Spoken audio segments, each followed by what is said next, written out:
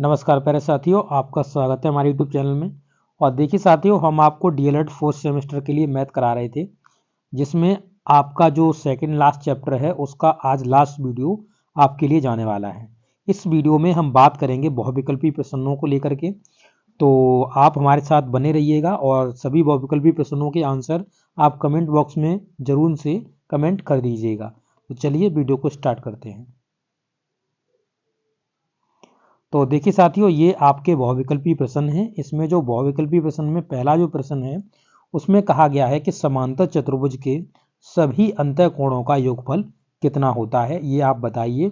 क्या 90 अंश होता है, 240 अंश होता है, 270 अंश होता है या 360 अंश होता है?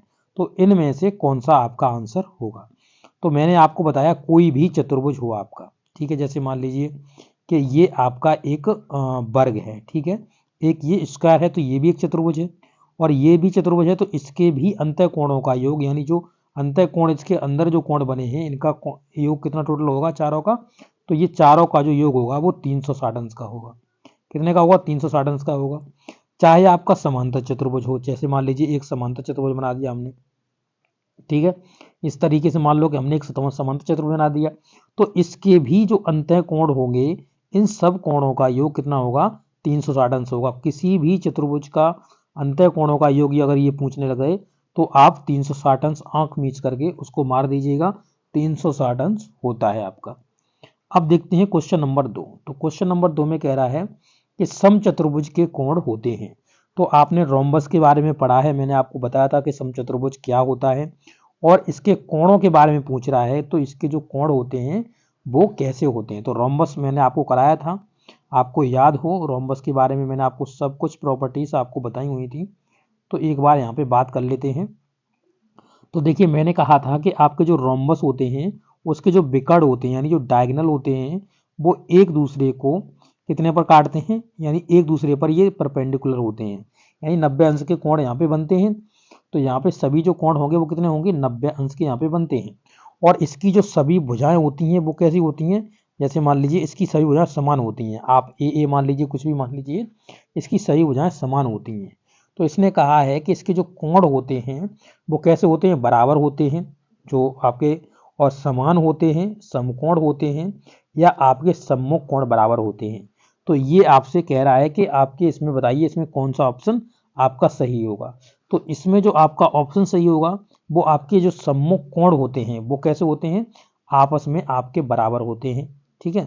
सम्मुख कोण आपस में आपके समान होते हैं और बराबर होते हैं, ये तो आपके ये बराबर हो जाएंगे सम्मुख कोण आपस में सामने के। तो यानी ये वाला कोण इस कोण के बराबर होगा, ये वाला कोण इस कोण के बराबर होगा, ठीक है। तो ये सम्मुख कोण आपस में कैसे होते हैं? बराबर होते हैं, ठीक है। चलिए अब क्वेश्चन नंबर 3 देखते हैं। क्वेश्चन नंबर 3 में क्या कहा हुआ है? तो देखिए यहाँ पे लिखा हुआ है वर्ग की भुजाएं होती हैं। तो वर्ग, मैंने आपको वर्ग के बारे में बताया था कि वर्ग क्या होता है, और इसकी जो भुजाएं होती हैं वो कैसी होती हैं? समान होती हैं, जैसे ए और ए, ठीक है। तो इसमें देखिए लिखा हुआ है केवल दो सम्मुख भुजाएं बराबर होती हैं, तो ये गलत हो जाएगा। इसकी सभी भुजाएं समान होती हैं, सभी भुजाएं समान होती हैं, ये सही हो जाएगा। सभी असमान होती हैं, गलत हो जाएगा। और केवल दो आसन्न भुजाएं समान बराबर होती हैं, तो ये भी गलत हो जाएगा। तो वर्ग की सभी भुजाएं कैसी होती हैं? समान होती हैं। तो ये आपका ऑप्शन सही हो जाएगा। आयत के बारे में बात करें तो कह रहा है क्वेश्चन नंबर 4 में कि आयत के विकर्ण परस्पर होते हैं। तो आयत के जो विकर्ण होते हैं वो कैसे होते हैं? जैसे मान लीजिए ये एक आयत बना दिया हमने, और आयत बनाने के बाद इसके जो विकर्ण हैं वो हमने बना दिए। जैसे ये एक विकर्ण बना दिया इसका, ठीक है, ये विकर्ण हो गया आपका, यहाँ तक है। और इस ये आपका विकर्ण है। तो आपके ये विकर्ण होते हैं वो कैसे होते हैं? सॉरी, ये यहाँ से यहाँ तक आप मिला दीजिएगा। तो इसके जो विकर्ण होते हैं वो आपस में कैसे होते हैं? बराबर होते हैं। जैसे मान लो जो कि ये ए बी सी डी है, तो यहाँ पर जो ए सी विकर्ण होगा बराबर में बी डी विकर्ण के होगा, ठीक है। कैसे होते हैं? आपस में इनके जो विकर्ण होते हैं वो बराबर होते हैं। तो ऑप्शन नंबर आपका ब सही हो जाएगा, ठीक है। तो क्वेश्चन नंबर 4 का ऑप्शन नंबर ब हो जाएगा। आप चाहें तो नीचे से मिला सकते हो, यहाँ से नीचे सभी इनके आंसर दिए गए हैं। क्वेश्चन नंबर 5 देखिए। क्वेश्चन नंबर 5 में क्या कह रहा है? तो कह रहे हैं किसी चतुर्भुज के सम्मुख भुजाओं का एक युग्म समांतर हो तो चतुर्भुज क्या कहलाएगा? तो हमने बताया था जब आप यहाँ पे जो ट्रेपेजियम होता है, यानी जो आपका समलंब चतुर्भुज होता है उसका एक युग्म कैसा होता है, तो एक युग्म उसका समांतर होता है। यानी कि ये मैंने आपका समलंब चतुर्भुज बना दिया, ये ट्रेपेजियम बना दिया, तो इसकी आमने सामने की भुजाएं कैसी होती है, समांतर होती हैं। एक युग्म समांतर होगा और ये समांतर है तो ये समांतर कभी भी नहीं होगा, क्योंकि आपका एक युग्म समांतर होना चाहिए। तो एक युग्म समांतर है तो इसे बोलते हैं हम क्या, समलंब चतुर्भुज, यानी कि आपका ट्रेपेजियम बोलते हैं। तो ये आपका आंसर हो जाएगा। ठीक है, क्वेश्चन नंबर 6 देखेंगे।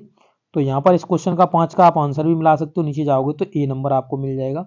इसके बाद देखिए इनको मैंने डिटेल में कराया हुआ है, तो आप चाहें तो आप डिटेल में इनकी वीडियोस देख सकते हैं, आपको पूरा इस चैप्टर में डिटेल में आपको बताया गया है। क्वेश्चन नंबर 6 देखते हैं। क्वेश्चन नंबर 6 में कह रहा है वर्ग की चारों भुजाएं कैसी होती हैं। तो वर्ग के बारे में मैंने आपको बता ही दिया कि वर्ग की जो चारों भुजाएं होती हैं वो कैसी होती हैं, आपस में बराबर होती हैं।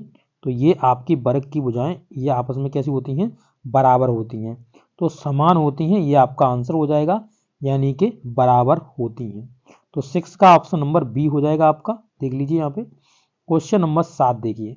तो क्वेश्चन नंबर 7 में कहा हुआ है कि समांतर चतुर्भुज के सम्मुख कोण होते हैं। तो समांतर चतुर्भुज के सम्मुख कोण कैसे होते हैं, क्या बराबर होते हैं, क्या असमान होते हैं, समकोण होते हैं या विपक्षी होते हैं। तो समांतर चतुर्भुज के जो कोण होते हैं वो आपस में कैसे होते हैं, यानी सम्मुख कोण जो होते हैं आपस में बराबर होते हैं। ठीक है, तो ऑप्शन नंबर 7 का आंसर हो जाएगा अ। ठीक है, अब यहाँ पे देखेंगे क्वेश्चन नंबर 8। तो क्वेश्चन नंबर 8 में क्या कह रहा है, तो देख लीजिए यहाँ पे क्वेश्चन नंबर 8 में कहा हुआ चतुर्भुज के प्रकार बताइए। तो देखिए हमने आपको ट्रेपेजियम के बारे में पढ़ा दिया, समलंब चतुर्भुज के बारे में पढ़ा दिया, आपको पैरेललोग्राम के बारे में पढ़ा दिया यानी समांतर चतुर्भुज के बारे में पढ़ा दिया, समचतुर्भुज रोम्बस के बारे में पढ़ा दिया। तो ये सभी कैसे होते हैं, ये सभी चतुर्भुज के प्रकार हैं। तो ये आपको मैं सभी पढ़ा चुका हूँ ऑलरेडी, तो आप उन वीडियो को देख लीजिएगा, तो आपको और अच्छे से इनके बारे में जानकारी मिल जाएगी। आयत एक चतुर्भुज है, कैसा चतुर्भुज है, समलंब चतुर्भुज है, समचतुर्भुज है, समांतर चतुर्भुज है, इनमें से कोई नहीं है। तो मैंने इसके बारे में बताया था, आयत एक कैसा होता है, समांतर चतुर्भुज होता है। जब मैं करा रहा था तब मैंने आपको इस चीज़ के बारे में बताया हुआ था कि आयत की जितनी भी प्रॉपर्टीज हैं वो आपकी सभी समांतर चतुर्भुज में देखने के लिए मिलती हैं। तो आपको ये वीडियो कैसा लगा है, देखिए मैंने आपको सब एक्सप्लेन कर दिया है, आप सबके आंसर मिला सकते हो। ये पूरा आपके बुक का जो सॉल्यूशन है वो मैंने आपको यहाँ पे करा दिया है चैप्टर नंबर 14 तक। ए टू जेड एक एक वर्ड का एक्सप्लेनेशन मैंने किया है, पूरी बुक को मैंने सॉल्व कराया हुआ है। 14 चैप्टर्स आपके कंप्लीट हो चुके हैं। अब आपका जो 15वां चैप्टर है वो बहुत जल्द आपके सामने आ जाएगा। और जैसा कि आपको पता है आपके जो एग्ज़ाम हैं वो 11 तारीख से लगे हुए हैं, तो आप अपने एग्ज़ाम के लिए अच्छी तरीके से तैयारी करते रहिएगा। और मैथ में बिल्कुल भी आपकी बैक नहीं लगेगी। अगर आप हमारे सभी वीडियोस आपने देखे हुए हैं तो आपको हर एक क्वेश्चन पर, देखिए पवन की बुक में आपको अगर कहीं भी डाउट है, कहीं भी किसी भी क्वेश्चन में डाउट है, तो आप हमारे वीडियो देख लीजिए, हर एक क्वेश्चन को मैंने आपको डिटेल में कराया हुआ है। Okay, thank you.